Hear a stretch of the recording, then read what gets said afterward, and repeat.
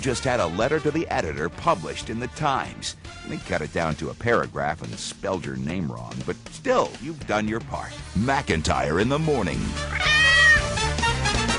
9 minutes after the hour of 8, I'm Doug McIntyre. This is McIntyre in the morning on Talk Radio 790 KBC Los Angeles. It is Thursday, the 10th day of August.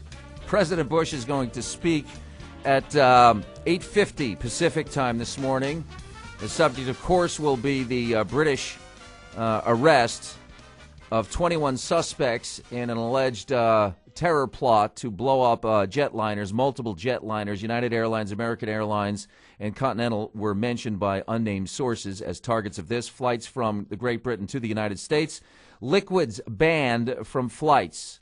If you're heading to LAX, there are massive delays because of the increased security. You cannot bring shampoo, as Rob reported, bottled water, all that stuff is not going to be allowed, so leave plenty of time. And if you're heading to Great Britain today, call the airline you're flying on because they have additional restrictions, no carry-on luggage, period.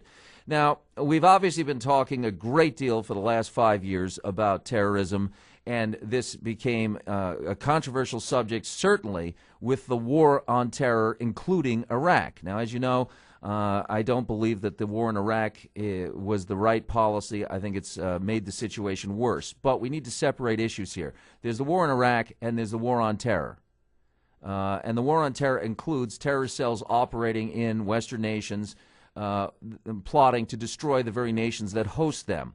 Well, one of the leaders of the anti-war debate in Great Britain, who's been highly critical of both Prime Minister Tony Blair and President Bush, is the Member of Parliament named George Galloway, and it is a pleasure to welcome to the show George Galloway. Good morning, Mr. Galloway. How are you? Good morning, Doug.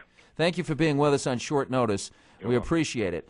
A lot of controversy has swirled around your position, but I would like to get your take on the current situation in Great Britain. Obviously, in the aftermath of the July 7th bombings last year, where England had fatalities, and now this alleged terror ring, which is obviously a great disruption. What should our reaction to this be?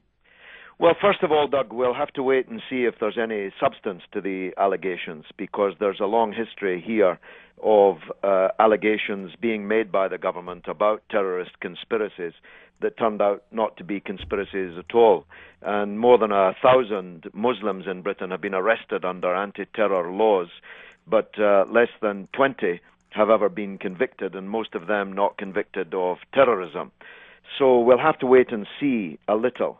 However, if it turns out that this conspiracy is a real one, then clearly it was intent on a depraved and despicable series of acts that would have committed mass murder. And the people involved are potential mass murderers. And there can be no getting away from that. That's the primary responsibility lies with them. But of course, to try and separate this kind of activity from Britain's foreign policy, Britain's role in the world, would be absolutely fatuous. And most people in Britain have already reached that conclusion based on the events that you described of last year, when 54 of our citizens were destroyed and many hundreds severely maimed as a result of a conspiracy that was a genuine one and led to the incineration of entirely innocent people on the London Underground and on a double-decker London bus. People concluded quite quickly then, and in the year that's passed, have become buttressed in the view that Mr. Blair has put Britain in the front ranks of the hated on the earth. Along with the United States and Israel, Britain is one of the most hated countries in the world, and that's a direct result of the foreign policy of the Blair government, which has been seen again in all its ugliness in the events around the war in Lebanon, where Britain's role is deeply unpopular amongst British people, seen again as part of an axis of aggression which stretches from Pennsylvania Avenue through Downing Street and ends in Mr. Allmert's cabinet room in West Jerusalem. We're talking with George Galloway, who's a member of Parliament. Mr. Galloway, Lockerbie, Scotland received the debris of Pan Am Flight 103 that was blown out of the skies with hundreds killed, long before Tony Blair or George Bush were in power. And if we want to put a timeline on the modern jihadist movement, the active phase of the jihadist movement, well, we could use 1979, for instance, when the hostages were taken, the American embassy was taken in Tehran. And the reality is, as we've seen, that despite whatever legitimate criticisms or even illegitimate criticisms of British or American foreign policy or our position with Israel, the reality is that there's a jihadist movement that transcends political parties and ideology. As we see in Iraq and other places, including Mumbai, India, the terrorists are perfectly willing to kill fellow Muslims with impunity in order to advance their agenda of a global jihad. What are free societies supposed to do to protect themselves against that? Well, first of all, I wouldn't take that as the starting point. The taking of the hostages in Tehran was a local issue related to the United States' support for the Shah of Persia, the most brutal dictator and tyrant that region has ever seen, and there's a lot of competition for that title in that region. It was the support of the United States for the SAVAK torture police and the grim dictatorship of the Shah, which led to the Khomeini revolution and led to the seizure of these hostages. I would take myself the starting point of that jihadist movement to the aftermath of the war against Iraq in 1991. That's when bin Laden, for example, moved from being an American agent, an American and British agent, fighting in Afghanistan with the full support of America and Britain, into an anti-Western actor. But you're absolutely right. There now are these Frankenstein monsters in the world, and we must do everything that we can to defend ourselves against them. And if the security services have foiled one of their attacks today, then we must be grateful for that. But I put it this way. There is a swamp of hatred out there against us, and germinating in that swamp is all sorts of horrors, the kinds of horrors that we saw on 9/11, on the 7th of July in Britain last year, on the Madrid railway line a couple of years ago, and potentially today flying out of London. Now, we must use all the fly swats that we can to whack anything coming out of that swamp. Nobody would disagree with that. But the reality is, unless you drain that swamp of hatred by stopping watering it with more and more blood, more and more indignity, more and more alienation, then you will never have enough fly swats safely to guarantee our security from what's happening out there in that swamp. Instead of draining it, since 9/11, we have been watering it with more and more blood, and that's making it more and more toxic and making more and more people want to harm us. Okay, well, I understand. All over again in Lebanon at this time. I understand that argument. We've been discussing that very point, that this is one of the great traps and maybe a problem of Western thought, that we're seeking a Western solution to a non-Western problem. But this is the reality, that Western states, including Israel, including London, including the United States, obviously, Spain, Mumbai, India, Bali, all of these places around the world that have suffered terrorism, they get hit and their people get killed. And the terrorists use the civil liberty protections of free societies in order to attack the very society that they operate freely in. And that's the challenge, is how do you drain the swamp when the countries, including Pakistan, which is, I understand, caught between two diametrically opposing forces, but when you've got countries like Saudi Arabia with a creepy government, or Libya or Syria or Iran, or any of these countries that have duplicitous, oppressive governments that oppress their own people, how do you drain the swamp when the governments that run those countries themselves are the oppressors of their own people? But they're not, you see. Saudi Arabia would not exist if it were not for the unlimited support of the United States.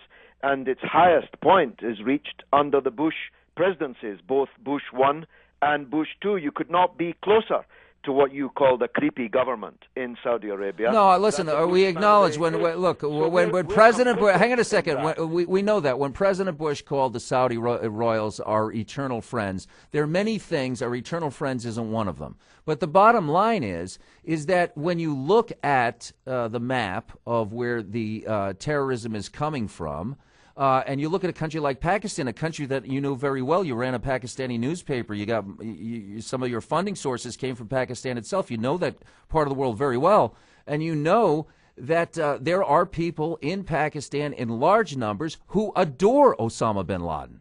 Well, I have not been to Pakistan since the overthrow by the military of Benazir Bhutto, who was one of the people who we had a right to hope in the Muslim world would fly the flag for the opposition to this kind of fundamentalism. And of course, as soon as the military overthrew her, your government and mine fell in behind the military and gave it every support.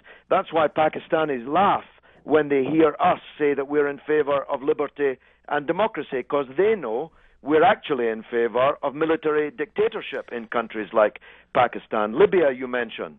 We are now best friends with Colonel Gaddafi, the man who we said brought the Lockerbie the Pan Am jet down on top of Lockerbie all those years ago. His security services are now being trained in London. His military officers are now being trained at our military academy in Sandhurst. Yes, He didn't become less of a dictator in that period. He just joined our side. Yeah, well, listen, I understand that, and during World War II, we had a pact with Joe Stalin, the greatest butcher the world has ever seen. And unfortunately, the way human beings are wired, sometimes for expedience, he may be a devil, but he's our devil, and that's the reality. It was the same thing with Saddam Hussein. I don't think anybody was deluded into thinking in the 1980s that Saddam Hussein was a good person for the people of Iraq, but he was a check and balance against the spread of Islamofascism from Tehran. And George, you know from history that those are the devil's pacts that unfortunately you have to do. So if Libya is now being trained by the West, well, then we have leverage with Libya, which we didn't have before. Yes, but don't then pretend that the people of Libya who live under the jackboot of Gaddafi are going to believe you when you say you're in favor of liberty and democracy, because they know that you're not. You're not against dictators. You're only against dictators who don't do what they're told by you. Now, Dr. Frankenstein cannot absolve himself of responsibility for his monster. Osama bin Laden is a case in point. We created Osama bin Laden. We gave him guns. We gave him money. Can we hold on one second? Diplomatic and political support, hang on one second. He became a monster quite out of control. Okay, hang on one second. I just need to, for a point of clarity here.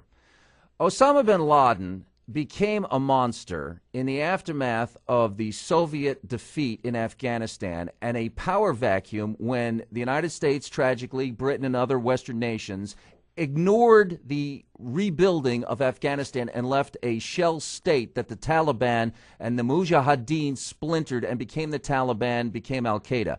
But the reality is that Osama bin Laden was a 20-something-year-old foot soldier, and it's not like Washington was cutting a check and sending it to Osama bin Laden. Oh, they were. No. Excuse me. We were funding. Yes, we funded the Mujahideen. But when you represent that we, supported Osama bin Laden, it's a misrepresentation. Osama bin Laden's name wasn't even known. And the more discerning of your listeners know that what I'm saying is true. On the basis of my enemy's enemy is my friend, and you've been an exponent in this conversation of precisely that mindset, on the principle that my enemy's enemy is my friend, we built up this monster. We thought we had this tiger by the tail, but you can't have a tiger by the tail. That's why it's a tiger. And these tigers are now out of control. But we're not learning from our mistakes. We have just created thousands of new bin Ladens in Lebanon, where we have supported the Israeli massacre of 1,000 civilians, 45% of them children, And believe me, there are not many friends of America being born in Lebanon these days. No, listen, George, I understand that when a bomb drops on your house and your kids are dead, you're not that interested in the geopolitical history of how it happened. You just know that whatever plane that bomb came from, you're pissed at those people. But here's the question and I'm going to ask it as simply as possible. When you talk about draining the swamp, I agree with you. We should be draining the swamp of the hatred. But what do we do in the short term while we're figuring out how to drain the swamp when terrorists are hitting and killing innocents? What do countries do? What are the Israelis supposed to do when Hezbollah sends armed units into Israel, grabs soldiers, kills a bunch, and then fires Katyusha rockets? What are they supposed to do? Well, I was with you up until the point that you dragged Israel into the argument. If I could deal with the first part of what you said, where I agreed with you, or agreed with your the implication of your remarks, we have to defend ourselves. And we have to defend ourselves with smart policing, with smart intelligence, and in a way that does not recruit more support for our enemies, those who wish to hurt us. No one in their right mind wants these people to get on planes and blow them up over the Atlantic or over cities, and we must do everything that we can to foil and thwart these kind of outrages. But when you drag Israel into it, you defeat your own argument. You see, Israel has tried the iron fist for decades to suppress the legitimate aspirations of the people they have occupied to be free again. And it hasn't worked. It's not just immoral. Perhaps I'll abandon the idea of recruiting you to the morality of it. It doesn't work. They've tried murder. They've tried assassination. They've tried mass repression. They occupied Lebanon for 18 long illegal years. They took thousands, I mean thousands, of kidnapped victims that they arrested in an illegally occupied country, and they hold them still in their dungeons. But it hasn't worked. Their invasion of Lebanon hasn't worked. They've lost more soldiers in battle with a guerrilla group than they ever did to any Arab army in any war. Okay. And in the process, hang on, thousands of Lebanese. Hang on one to second. Hatred of the West, which is backing Israel. Every bomb that falls on the Lebanese people was granted by the American taxpayer. Okay, I'm going to concede to you the point. I don't think that what we're doing is working, and I believe that for every bomb falls, we are manufacturing more terrorists. But where you and I part is that I don't believe that Israel is the cause of that situation. I believe there could have been a two-state solution between the Palestinians and the Israelis 50 years ago if the Islamicists would accept that there is going to be a country called Israel. When the Palestinians begin their school day with chance of death to Israel, and they don't put the country on the map, it is, George, it's like I go into my boss and say, boss, I think I'm good at my job and I think I deserve a raise. And my boss says, geez, that's funny because we were thinking of having you killed. It's not a great position for negotiation, Mr. Galloway. Well, actually, the country that's been wiped off the map is called Palestine. It used to be on the map, as older listeners will recall, but it no longer exists. It has been wiped off the map. And the Palestinian people were rendered stateless, millions of them now as refugees, scattered to the four corners of the earth, and they want to go back to their country from which they were illegally driven. I know that in the United States it's hard for people to grasp that truth, but if you don't grasp it, then I'm afraid this swamp will get deeper and deeper. And it's the extent to which the United States' unlimited support for Israel that puts us all in a dangerous place. The way to drain the swamp is to force Israel by, you used the word leverage. Nobody could have more leverage over a country than America has over Israel, because every dollar that's spent on the occupation of the Palestinians and the Lebanese and the Syrian territory that they hold is paid for by the United States. Yes, but I don't believe I don't have it your own way. You see, you can go on trumpeting. I don't believe that leverage can not solve your problem. I don't believe, Mr. Galloway. I do not. Listen to me. I do not believe. Hang on a second. It's got to be a conversation, not a filibuster. If we don't withdraw from our occupation of Arab and Muslim lands, and thirdly, most importantly, if we don't stop propping up the puppet presidents and the corrupt kings who rule the Muslim world almost without exception.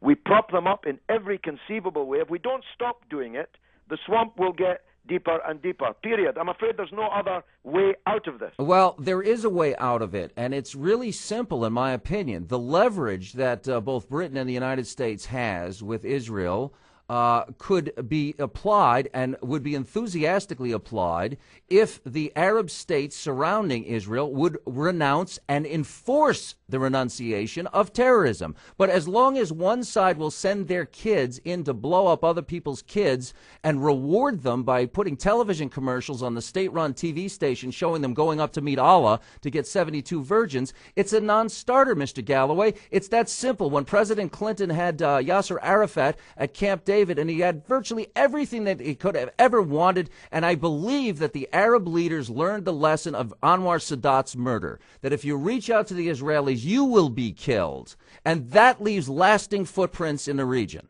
Well, actually, most of the kids that are being blown up are Palestinian kids.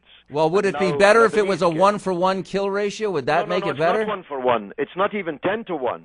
It might be 20 or 30-to-1 if you know your statistics. No, what I'm asking you is, would it make you? Would it be better for you if it was a 1-to-1 kill ratio? Would it be better if one Israeli died?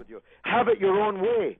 Carry on supporting Israel. Carry on occupying Muslim lands. But don't then come to me and ask why people are trying to blow you up. It's really very simple. No justice, no peace. It's really a simple equation. No justice, no peace. Okay, well, Mr. Galloway, we're out of time. We do appreciate the debate. And on that note,